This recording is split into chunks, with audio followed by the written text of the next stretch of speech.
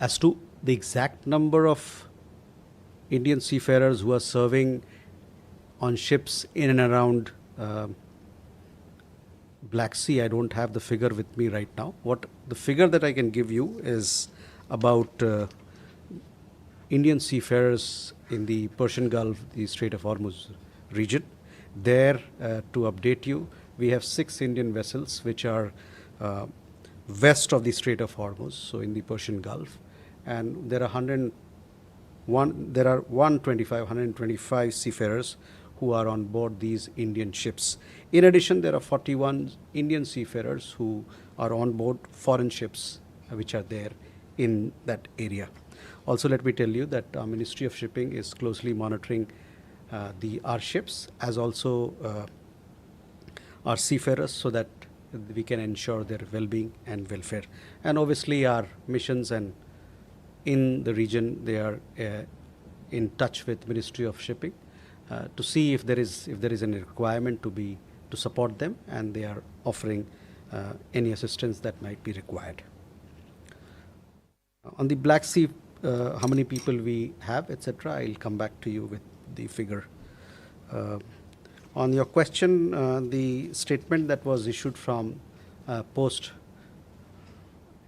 the remarks made by our Raksha Mantri, let me say that we reject their baseless and hollow statement in its entirety. Divya, on the question of shared legacy, let me put this straight, that a country which has been promoting cross-border terrorism, which has been promoting religious fundamentalism and violence for decades, cannot have any claim to any pluralistic cultural legacy. Their abysmal track record on the protection of minorities and their cultural rights make such desperate attempts look even more phony. Siddhant, your question was regarding Gen Z. Let me say that, as we all are aware, Pakistan has been sponsoring cross-border terrorism against India for several decades now. The people of India, including the Gen Z, have been demanding that the Pakistani state-sponsored cross-border terrorism must come to an end. We hope their counterparts are taking due note. Neeraj, जो हम लोगों ने जो ब्यौरा parliamentary सवालों के ज़रिए जो सदन के पटल पर रखा है, उसमें विस्तृत ब्यौरा है, क्योंकि हमारी समुदाय काफ़ी बड़ी है खाड़ी के देशों में और अन्य देशों में, और वहाँ पर जो घटनाएं हुई हैं जिसमें कि उन घटनाओं में जिनकी मृत्यु हुई है, और जैसे आपने कहा कि कुछ सुसाइड के बारे में बात किया, तो वो हम लोगों ने उसका विस्तृत जानकारी हम लोगों ने दी है। और उसके पीछे जितने भी हमारे देश हैं और साथ में जो हमारे समुदाय हैं, कम्युनिटी ऑर्गेनाइजेशन है इन देशों में, उनके साथ हम लोग मिलकर काम करते हैं ताकि एक बेहतर सा माहौल बने और उनको जिस प्रकार का मदद उन तक पहुंच सके, वो हम उसमें प्रयासरत रहते हैं।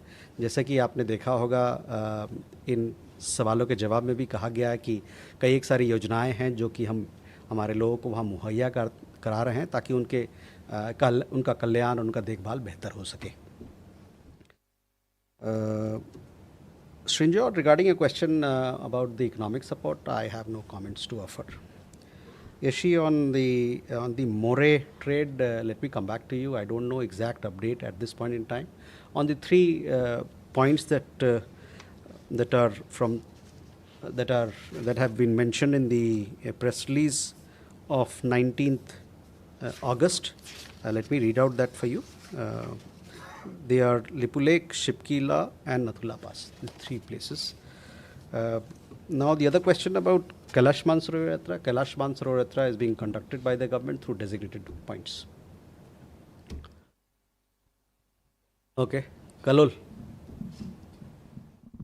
Kalol from the Hindu side. So there are reports that there was an emissary from Nepal who visited India and held meetings with stakeholders here, and that India plans to welcome Balen Shah, the Prime Minister of Nepal, sometime very soon, and he is going to break his vow of not visiting any foreign countries in the first year of his governance. Do you have any update on that? Was there a visit by any special emissary from Nepal?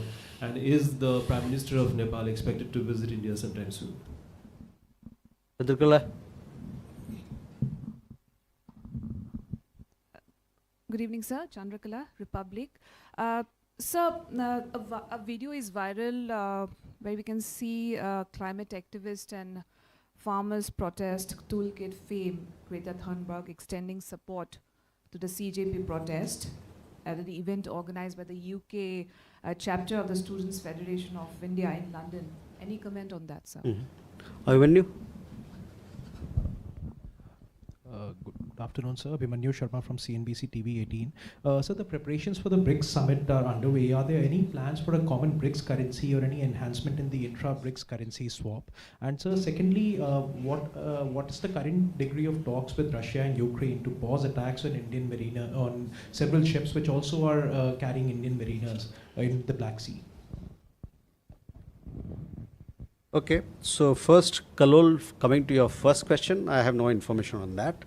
On second question, that whether we have invited the Prime Minister of Nepal or not, yes, an invitation has been extended to the Prime Minister of Nepal to visit India. On Chandrakala, on your question regarding the viral video, I have no comments to offer. Abhimanyu, on the BRICS summit, we are preparing for the BRICS summit to be held later, and several meetings at the ministerial meetings and other technical level meetings are happening, and this will help us frame the discussions for the summit level meeting, and we shall keep you informed in that regard. On the Russia-Ukraine conflict, you know that our position is very clear, that we want the dialogue and diplomacy be the way forward for peaceful resolution of the conflict. On our seafarers, we have been very clear in articulating to both our parties and both our partners and friends, and to others also, that under no circumstances commercial shipping or the seafarers or civilians or civilian infrastructure must be attacked, and it must be avoided. And we have condemned those attacks which have happened recently in the Black Sea region. So with that, ladies and gentlemen, thank you very much for your presence. Thank you.